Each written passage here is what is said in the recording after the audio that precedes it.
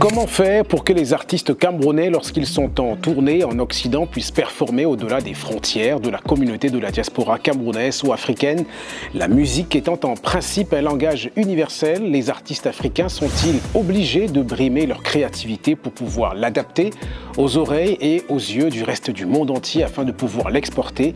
Eh bien, toutes ces questions ont été abordées à l'occasion de la restitution des travaux des chantiers musicaux du Cameroun, une initiative du Conseil camerounais de la musique. Ça s'est passé à l'ouverture de la zone by Domaf, la deuxième édition, le marché des cultures urbaines d'Afrique.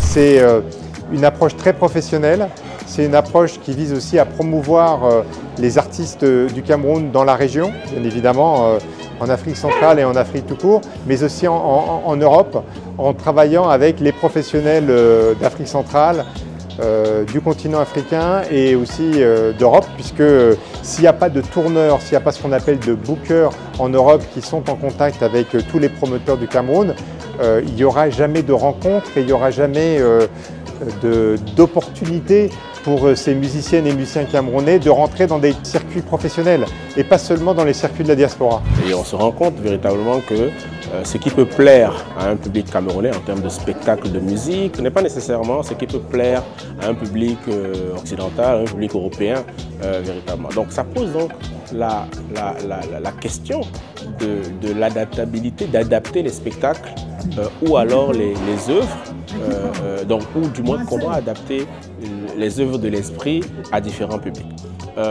Et par conséquent, ici, il y a peut-être, on se rend compte qu'il y a peut-être un travail à faire pour les créateurs d'œuvres à adapter leur œuvre, leur projet à des publics avec lesquels ils ne sont pas confrontés dans le quotidien.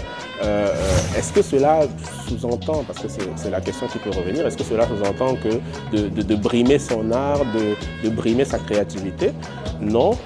Cela peut sous-entendre que la créativité doit être contextualisée et que par conséquent la créativité que tu mets pour un public camerounais peut être très bien pour un public camerounais, mais que pour un public français, pour un public belge, pour un public américain, il y a des codes, il y a des éléments à prendre en compte que la créativité de l'artiste pour pouvoir mettre en œuvre, pour pouvoir parler à ces publics.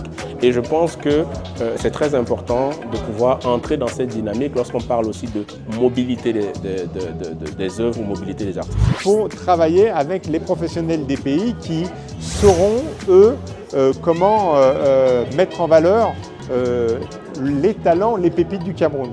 Et ça, c'est l'objectif numéro 1. Et nous, on l'a vu avec le Focus Camerounin 2 et 3, où à chaque fois, on a programmé des groupes qui se sont produits devant le grand public, soit dans l'espace public, c'est-à-dire gratuitement sur une place comme à la place du Châtelet cette année, soit à la Halle Propice dans un grand centre culturel, un lieu tiers qui accueille tout type de public.